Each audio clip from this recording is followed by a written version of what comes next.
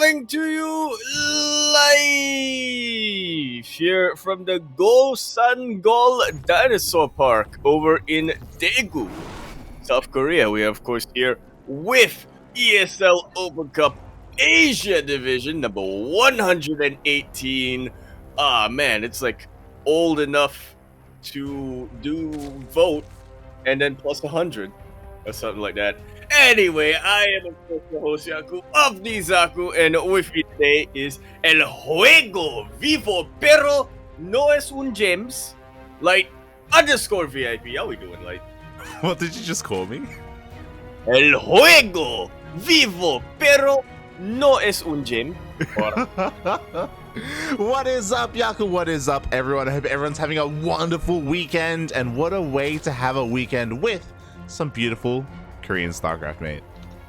It is beautiful. I've missed it so much. We're back! We're back, Yaku! On a semi-regular basis? Question mark? Fingers Yaku? crossed. Question? Oh, he's gone. Anyway, we're gonna kick off today's broadcast with a little bit of a ZvT. Starting here on Berlingrad LE. We're in the top left-hand corner map, swatting all the way in the top left-hand corner. We have a red player coming out from the land of Korea, currently teamless, but representing every single one of you, his fans. He is True.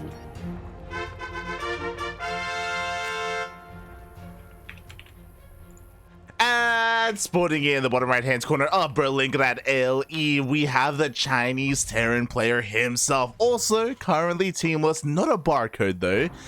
It is Chao. Chao? Chao? I thought you were gonna say chaos. I thought you were gonna say chaos for a second. I was like, oh, it's just a misspelling of the name. Well, the thing is, Chao. Chao, there you go. Yeah, okay, my brain says chaos, but then there's no S, so I'm confused. Chao! Oh, he's like saying goodbye and hello at the same time. He needs to play against Bella. Bella. Or Fala Galera. What? There you go. Oh god, but yes, exclamation mark B, everyone. If you want to have a look at that bracket yourselves, you have a pretty spicy bracket. We had a couple of options, but as it typically is, you know, some players are later than others when it comes to actually showing up to play out their games. So we went for our boy True. Yeah, he's our boy. Yeah. SMH my head, Rex. Yeah. I don't know. No, Rex was there, his opponent wasn't, to be fair. Yeah. I was looking at that series. Hansen. Yes, I wanted it so bad, but yeah, Rex's opponent wasn't. Well, if he was here, he didn't have we couldn't identify him. Yeah, I was looking at either Rex versus Hansen or Beastlork versus the Mohawk. But Beastlork wasn't there, Hansen wasn't there. Yeah, both series has had players missing. Feels bad, man. Feels bad. But here we are in this series, and already True is getting more damage than he really should with these lings. Oh my god. Yeah, honestly, speaking of feels bad, already immediately forces a pull from the SCV line, so it's a little bit of lost mining time. Loses one of the mules here.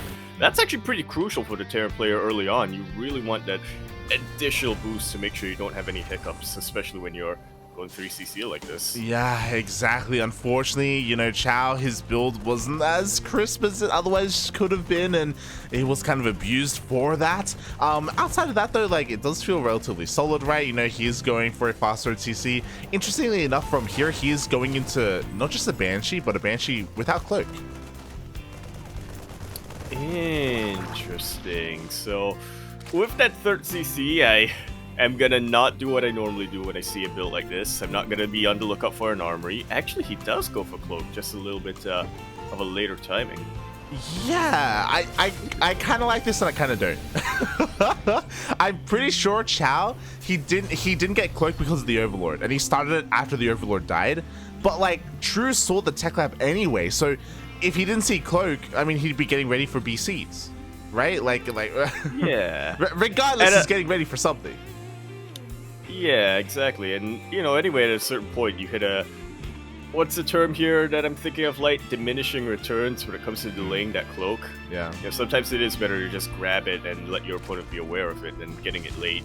As we see now, this Banshee wants to go in. It wants to get some kills, and but it can't. Yeah, if it cloak. Exactly, if it had cloak, it could. That's the crazy thing here. True being a little bit greedy when it comes to his spore timing. Finally, the spores are up and running in every single base. He's got plenty of queens in every base as well, at least 2 in each base for the potential, BC, potential Banshee.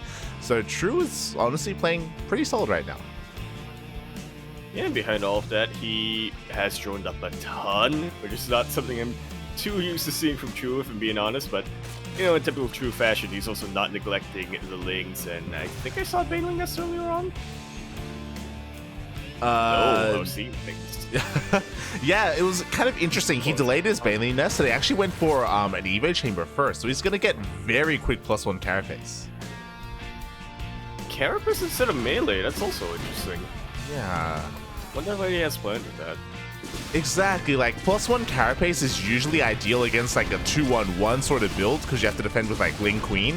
And Carapace is also great for Banelings because it means Banelings can survive a little bit longer and then they can connect with Marines. But there are no Banelings, and this madman's going straight to Aspire. Huh. With +1 ground Carapace. Alright. Yeah. This is what I normally like when I'm watching True's games, to be honest. I like seeing what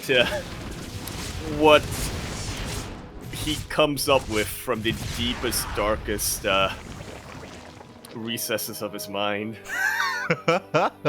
It's like, let's be honest, it's how all Zerg players want to play, right? Yeah. But it's how all Zerg players want to play, but they're too afraid to play that way. It's very true. It's very Miyamaika-esque, where we all want to be Miyamaika, but we can't. We just can't do it. It's impossible. We have too much self-preservation. Yeah, exactly. Too much of us wants to live, mate. Meanwhile, mate, there are a lot of Lings, and more Lings are on the way. Like, this is something that I thought was interesting earlier, is that True was making like more Lings than necessary, maybe because he thought there was an all-in coming. But this is a lot of Lings, mate. It's really a lot of Lings. Not too many Banelings, which could mean danger. Stim is still quite a ways off right now for Chao, so he still has to be pretty careful with how he maneuvers this. And he is. Oh, yeah, he does pick up. He doesn't commit onto creep, which I think is a great thing. I think it may have been his downfall if he did so, but now, here we go. True is pulling the trigger. He sends his Massling across now. He will get 1 tank for free, but I don't know if he's going to be able to get much more than that. Yeah, that wall was not a wall, but True decides not to commit too much once he sees the bio come down from the hill. Yeah, like, was that worth it? Looking at the units lost, that was 44 Lings for a tank and a bunker. Huh. that was a lot of yeah. Lings. Ordinarily, you would think that getting the tanks as a Zerg player, in general, is always a good thing to get, but for 40 Lings? I don't know. Yeah, some a little bit inefficient there by True, but I mean, now he's got his mutas out, and now he can kind of really muscle his way with his superior micro. At least that's what I'm going to assume here with these mutas already picking up a couple of units here and there. Yeah, not too bad. Doesn't use the Mutalisk either. Main thing that True wants to do right now is just try to distract the army of Chao as much as possible, and it's working. Chao's pulling back. Oh yeah? Yeah, he's... oh, no, he's not! Oh, he considered it and then thought, you know what? It's just 5 mutas. Yeah, he's like, you know what? I'm dead at home. Let's go in. He can't have too much at home, right? Well, Baneling's speed just finished up. More Banelings are on the way. True, I feel like, has recognized, hold on, where is your army? It should be here. And now, Chao, mate, he's gonna make something happen. He really does. Not too many tanks in this army, only 2 of them, actually. It's going to be very tricky fighting against all of these Banelings. He really no matter what, he needs to make sure he doesn't take an engagement on creep. Yeah, pretty much. That's why he's scanning so much. He wants to receive that creep as much as possible. Meanwhile, True is actually going for a mass surround. No, never mind a surround. He's going for a counter attack. Wait, what? What? The power of Berlingrad. Is he surrounding the army or is he attacking the base? Yeah, very good choke point to utilize, but unfortunately there's just way too much Zerg. The Mutalisk also providing a little bit of splash damage, definitely helps. And this time, Chao has recognized I cannot keep up my frontline position. I need to pull back, I need to defend. And he will in the end. Unfortunately, we don't have Game Heart. Can't really check how many SCVs went down in this engagement, but either way, it's still beneficial for True. He buys himself a little bit more time. His Hive is finishing up now. He's able to get a couple more Banelings, a couple more upgrades, a couple more Mutas while all this is going on. Yeah, looking at the units lost tab, we can see 36 SCVs have gone down in that engagement, probably around 20 or so, especially here at the natural base. Every single SCV was killed. So, Chao, he's even more all-in than he was before. And you know what? He's going to be able to get a base for free, but the problem is that I don't think he can ever really engage the main army. He has been neglecting his tanks, by the way. He still only has one with his army, and he never got into drilling claws. Yeah, that's a major flaw with Chao's army right now. Because, I mean, looking at the supply, it's not too bad. Okay, I spoke too soon. A couple of Banelings took care of that. Yeah, looking at the supply, it's not too bad, but his army really lacks sophistication. It doesn't have that AoE unit that a Terran army really needs against Lingbane Muta. Yeah, exactly. Like, you know, he's utilizing these choke points relatively well, but, oh god, every now and then a Baneling connects with the army and the Marine count is getting whittled lower and lower, and the SCV count just can't sustain that. Really cannot. Now the upgrades have just about evened up. Chao has given up on his economy. Okay, no, never mind. At this point, you know, pull the boys. Where the hell not? There's no boys to pull, Yakuzaku. There's no boys to pull. They're all dead. That's mate. Yeah, not even mules can make up for this worker deficit. What is it? 74 drones versus 22 SCVs. It's a bit of a big difference. No, the tank! The tank goes down. What were you doing over there? Oh god, here we go. Chao, he's gonna make something happen. You know what? He's gonna try and catch the mutas. And I mean, I don't blame him, right? Marine man with gun is pretty good, but the mutas are even more mobile. They cannot catch up. And True, he's just running circles around Chao right now. Yeah, Stim is good. It's not as good as flying. True, gotta say. Yeah, especially True's flying. Flying Marines? Flying Marines? Oh, please! There's a -0. Nice username. Who does those? Nice connection with the Widow Lines, but it is unfortunately just one connection. And at this point, True doesn't really need the Mutalisk anymore, does he? Yeah, it's all about that ground army. We got Lingbane, we got 3-3 on the way. We don't have any ultras, just again pure Lingbane, but that is all that True needs. And at this point, I feel like he's just warming up. He's maxed out. He's maxed, mate. He is maxed. Yeah, True is warming up on this cold Sunday morning. Is it cold in Korea? It might be.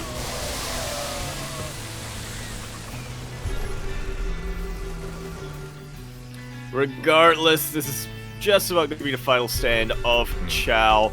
He's got 2 mines, 1 tank, and a lot of bio. If somehow, you know, these tanks, this tank and Widow mines get the perfect connections, maybe Chao has a shot. But let's go. We have 2 of them, and it looks like just a little bit less than perfect though, and that is just about going to be it right now for Chao. He's making 2 Marines, and he's got nothing left. GG. True takes game number 1. GG, well played. True coming out swinging here, with, you know, a bit of an interesting style, going massing into pretty relatively fast mutas, and they're just kind of dominating the map with that. But it's pretty easy, or relatively easy, to dominate a map like Berlingrad, because there's not much of a map to dominate. Maybe on a bit of a larger map, Chao can have a little bit more success. Yeah, I'll have a little bit more, you know, a little bit more time to really get ready, so to speak. Just, you know, macro up, build up. That's the term I'm thinking of. A little bit more time to build up more of an army. He'll be able to, well, actually, an army or an economy. Either way, really. Won't have to be worrying about too many counterattacks either. Yeah. I think the other big thing is, you know, his factory production as well was really lacking in game number 1. I'm hoping that part of that is just nerves as well, because like outside of that, like his macros seem pretty solid. Like we didn't really get to praise him too much about it, but like opening up 3CC, he was like saturated on 3 bases pretty quickly, and his economy was looking pretty stable outside of losing workers. Like it was good. Yeah. Saturated the 3 bases very, very quickly. He was focusing, never missed a beat on the barracks production or the starport production either. But yeah, again, it's like you said, he needed more tanks or more wind mines. His upgrades were also quicker than True's for the most part. Just imagine if when he initially pushed out, instead of those 2 tanks, he had like 5 or 6. Yeah. Especially at that stage of the game. But oh boy, we'll see if he can time things up, because he's got to do it sooner rather than later, because we are already diving into game number 2. That we are! Also, as we get into game 2, just want to give a bit of a shout out to some of the people in the chat. Lord Logan's here in the chat, Demi's in the chat, Renegade X Studios is in the chat as well. Thank you. Oh, yeah, thanks everyone.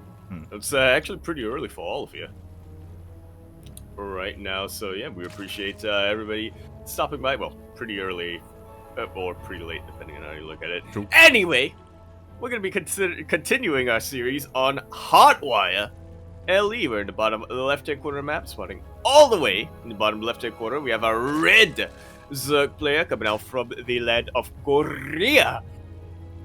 He, of course, is going to be representing himself as well as every single one of his fans who sends him snacks on stream.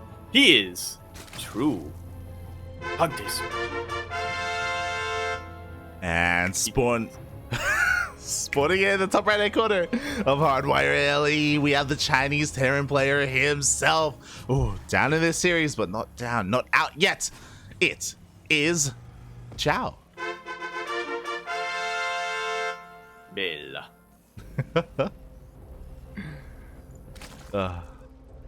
We were speculating a little bit about how, how Chao would have play out his game in a bit of a larger map, unlike Berlingrad. Hardwire, far from the largest map in the map pool, but definitely large enough here. Yeah. I like looking back on it. I'm a little bit surprised that he opened up 3cc on Berlingrad. Like that's actually crazy now that I think about it. So yeah, he should be feeling a little bit safer to do so here. Yeah, we'll keep an eye on his overall build to see if it's able to keep up to snuff with a pro player like True. And I mean, what I will say as well is that at least Chao now, he's already had a little bit of experience with how True likes to play, so maybe he can, incorporate that into how he adjusts as well. Yeah, my eyes are entirely in the top left-hand corner of the screen right now, because I'm just really curious as to how. Yeah, the top left. The screen, not the map. Yeah. What about the map though? I mean, I don't often look at the top left-hand corner of Hotwire. Most of my games end really, really quick on this map, one way or another. Sometimes I win, sometimes I don't. I think that's a sad thing, is that like a lot of these maps have like little Easter eggs hidden around them, like the Moopies every now and then, or like there was it Ice and Chrome that had the Lich King, or there was one of the ice maps had the Lich King. I don't think it was Ice and Chrome. That's before that. It definitely wasn't. Yeah, it definitely wasn't Sage Young. It definitely wasn't. Was it Frozen Temple? It Frost? Was it Frozen Temple? It might have been Frozen Temple. I may have been Frost. I think it was. It may have been. May have been both, mate. I don't know. Yeah. Pretty sure there might have also been a map with Illidan in it. Oh, like nice. Hidden in the corner. I don't remember if that's true or not. Oh yeah, look at that. You got a Baneling. The Baneling and the Zealot next to each other. They're like making a hybrid. They're cloning them. Oh my god. They actually imagine a Baneling with charge. Dude. It's not just Baneling speed. Oh, it homes in and then charges straight at him. Dude. That's terrifying. I want to see that happen. Make it happen, -0. You don't want to see that happen. I don't remember which one of you does that. It was one or the other. I think it's nice username. I don't know. Maybe both. But I think it was cool. Yeah, speaking about the game a little bit here, though, as True dips in, this time there's a Marine to swat him away, and this time True confirms that it is a 3cc build, but the Banshee's hidden this time. Ooh. Let's see if that ends up becoming something that Chao can sort of leverage. True this time not getting spore crawlers yet. Instead goes for a quicker second eco chamber. Oh, yeah, this is a much more of a standard responsive scatting double CC before starport. Because you know your opponent's being that economic, it's like, okay, I'm gonna meet you with your greed, I'm gonna throw down double evo chamber for my upgrades, I'm gonna drone the hell up, I'm gonna delay my baneliness as well. Because again, you know, we're setting up for what should be a longer game. That we should. Interestingly enough, Chao only going for a single Banshee this time and completely skipping Cloak. Took a little glance around and wondering if I could, if I would see an armory, but no. This is not all in by any means. Mm-hmm. Yeah. Interesting that, I mean, that's the adjustment that he made. That he's like, you know what, I'm not going to waste any resources on Cloak, which is a little bit sad because there are no spores. Yeah. Aye. The one time that Cloak would actually be beneficial, and the Banshee is in a lot of trouble. It's gonna go down. Just like so, a little bit distracted here, Chao.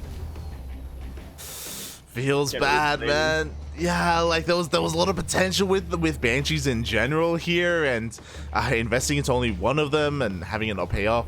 That's a bit of a feels bad, man. It does set him back a little bit here. It does quite economically. It does by quite a little bit, but it shouldn't really hamper a timing attack or anything like that. Keep my eye on the factory. I'm hoping that he's making enough tanks this time. Fingers crossed, mate. Fingers crossed. I mean, he's got one coming out at least. You know, we have double NG base as well to keep up with the 1-1 of True. Speaking of True, does have a bit of a lead in that respect, but, you know, again, Chao isn't too far behind, and we have a bit of a double drop coming out. A bit. Yeah, unfortunately not 2 medevacs full, but it's just about 2 medevacs worth of a drop. Does force a cancel on the 5th base, which is nice. And he's going straight for the main. Little bit of a blind spot here for True. Yeah, True. He didn't even have an overlord in position. His links go towards that 4th base location, 5th base, sorry. He sees nothing, and now the Marines get into the main. I've been bamboozled. He's thinking True, probably. Chao focusing a little bit on this base. Gets the Queen very, very low, but doesn't quite get the kill. Unfortunately, I think Chao overestimated the defenses of True here. He could have definitely gone for the mineral line. Oh yeah, like to play it safe. He didn't recognize how out of position True really was. Meanwhile, at the same time, we do have another drop here towards the right-hand side and the left, both being marked at once. And we do see that Chao is going to try and force another cancel. I doubt he will, but at the same time, tries to go into the main, but this time True is ready. Yeah, I'm really liking the multi-prongs that we're seeing from Chao. It's a really good move, especially when your Zerg opponent only has Lings and a couple of Bane Links. You can really split their attention and pull them apart, but unfortunately, True is focusing a lot on his defenses. You know, Chao is not quite able to translate these multi-prong attacks into damage. I mean, the idea here being that he's distracting True and getting ready with his main push. Let's go. This time we have more than 2 tanks. Good, but True's gonna hit a little bit quicker on his attack. Oh man, this is a little bit of deja vu. The economy is completely disrupted here for Chao, but he's focusing entirely on his push. If he can equalize, then it'll all be worth it. The tanks are siege. He does siege. Get a couple of. Yeah, we do have a little bit of a late siege, but there's just too much Ling bait here. Oh my god, the army gets swallowed up.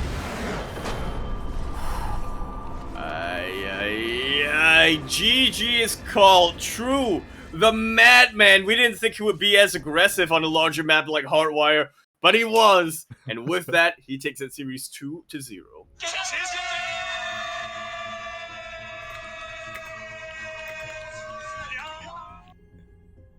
Nicely done here by True. Yeah, GG. What I will say is that at least here in game 2, Chao looked a lot more impressive. You know, game one, it was a little bit more one-sided. Like Chao, his pushes never really could do anything. His drops could never do anything either. Because of the mutas, True had complete map control. But here in game two, he was able to shine a little bit more. Yeah, it was definitely a lot more solid in the macro. I loved that he was going for multi-prongs, and he wasn't losing a lot when he went for those multi-prongs either. Fortunately, he also wasn't killing a lot, but that's another story. Yeah, I mean, he canceled the 5th base. You know, that is something, right? But yeah, I hope he doesn't feel too bad about that game. Like, I was honestly getting pretty hyped for him. I was getting pretty excited. The one by was a shame because it just forced him all in, basically. Like, he had, like, that push was make or break there for Chao, just because of the position that True put him in. Oof. I think maybe if you had more vision on the map, but then again, you don't normally expect such a big push that early on, do you? Yeah. In a TVC, so yeah, hard to blame him, really. It's one of those things where you either just have to have really quick reaction time or preemptively just close off the wall and just anticipate a run by, or just have like units rallied to that choke point as well. Like there are a couple of different things, but obviously he was like, yo, let's go, you know. He's like, I got all some momentum, I'm jumping all over the place, we're going for this big push. I even took down the rock so I can rally across the map. I've got 3 tanks, let's go. And just, yeah, everything just happened at once. Let's go! Oh no, I feel that. I feel that so often. Yeah, feels bad, man. Feels bad. But with that, I hope I hope Chao, isn't too upset with his performance here. Chaos Fate, True. GG, well played, and True will move on in the bracket. And if we all have a look at said bracket, he's already got an opponent.